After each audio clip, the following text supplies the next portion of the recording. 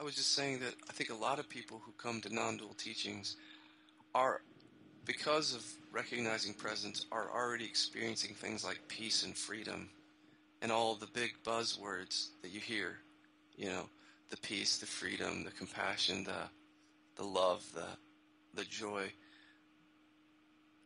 And so we already have that happening.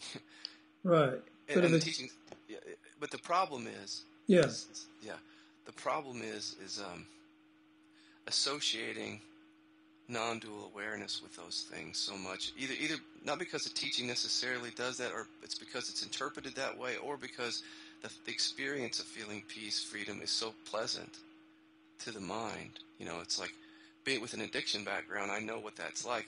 It's you give me anything that makes me feel good, I'm going to keep coming back to it I'm going to look for that thing. Where did it go? As soon as it leaves, I start looking for it. Because it was a tingly feeling or it was a peaceful feeling. It's like I got to get back to the source of that thing. But that's the trick of it. But if it's not about making things better, being in bliss all the time, for example, or having a better life or whatever, then why would I do it? Well, and I think that comes, and this is where I think the teaching gets misheard. Okay. What I'm about to say, because people will still hear what I'm about to say and mishear it. But I'll try to say it. Is that in a very ironic way or a paradoxical way? It's only through realizing all of these states and sensations and experiences are equal in nature, and that they all come and go temporarily, and there's no one to hold on to any of them. Only in that do we experience that ongoing stability and like non-dual peace and non-dual freedom, the kind that's really not subject to the phenomena. It's like it's always ever present sense of that everything is okay. But what happens is that we associate a certain experience of okayness, like a temporary experience. Mm-hmm. And then that leaves because new phenomena come in, a new experience comes in, and the mind says, I have to get very subtly, says I have to get back to that. Back means I'm seeking in the future for something. So you're in the time game. You see what I mean? I've got a memory of something, and I'm going to go look. It's very subtle. I'm looking for that something. That is how the teaching, I think, gets misheard. This is what's so paradoxical is what I mean is so odd about it is that well-being is available in this. That ongoing, permanent stability, well-being, peace, freedom, all those are the right words to use about this. But it's not through attachment of any kind or to any experience or state. It's actually the opposite of that. It's like seeing all of that as like a fluid movement that just comes through. And that somehow, being not attached to any state is what keeps one in the awakeness. Does that change the phenomenal realm then? Does that change what happens in the experience? Or can you know that, I guess? I mean, I guess you could say that because I think that you start to experience life as seamless experiencing, like that your very self is this experience, and that changes everything because before you're thinking of yourself as an individual who's living in time, right, separate from everything, and chasing things, really. We're chasing things. Something comes through and we're looking for that again. We're trying to avoid things, right? We're trying to avoid things. So that creates a lot of energy that gets used up in a way that drains us of kind of a natural energy, and it makes our experience feel divided because we become very self-centered in our pursuits. I'm looking for something for myself, mm-hmm. which keeps me cut off from, I'm always looking for something. Or I'm up in my head in this time game all the time. I'm fixated with past and future. So obviously when all that sort of kind of falls away because there's no longer identifying with all those things that come through, the past or the future comes through, it's just like comes through, it's just shh, and then disappears, no trace, right? Or whatever comes through, it's like it comes through and then gone, no trace. Your whole experience is like a seamless experience. It's like everything is allowed. Everything is totally allowed.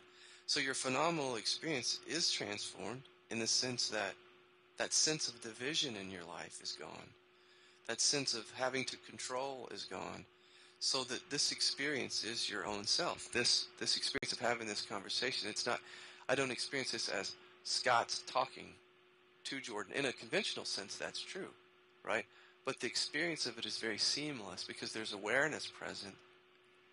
And even if I said Jordan, that seemed to be a thought that comes through and seems to place like a separation. There's you and there's me, but the thought then vanishes. And maybe we're talking about something else now. And so, see what I mean? So it's just like that. It's very temporal, very temporary, very, I don't know what the word is, but so that does, it does change the way you experience life, certainly. Okay. But the reason I think that that's dangerous to talk about on the front end is because people will start looking for the state that I just described as something in time that they're coming to.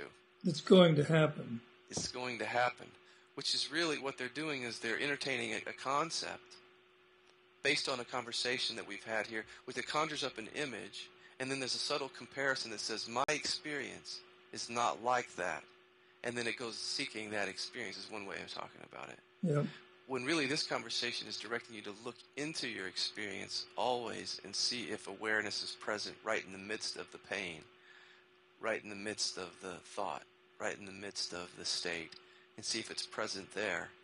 And that's really that's a present looking. That's not seeking in time for something that's not here. Do you think being in the presence of somebody who's in that state of awareness increases the resonance? I don't know.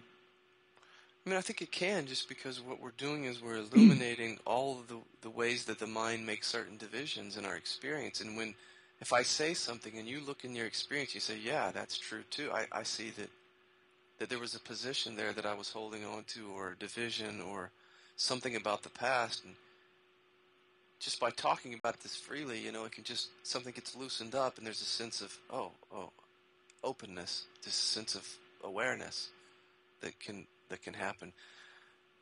Yeah, but I think the ultimate thing is to see, what I tell people is, the point of conversations is so that you take this with you as soon as this camera shuts off, and you check in and you say, is awareness in my experience now? If I walk into the next room, right, is this spacious awareness here? Is it aware of the couch, the colors of the couch? Is it aware of these new sounds, these new thoughts, all of which are temporary coming through, these new sensations and emotions? And then you go out, like I'm saying, you go outside, and people think, well, I'm in a different experience now. Maybe I've lost awareness, but you check in again. Without awareness, can you know that you're outside? That thought arises outside. Or the experience of the breeze. Awareness has to be there to experience the breeze. You're checking in that it's always there. All the phenomena are changing constantly, but awareness is stable, unmoving, and present, no matter where you're at. So I'm always in the same awareness in which different experiences are occurring. Yeah, or different thoughts or states or emotions or sensations or... Okay. Yeah.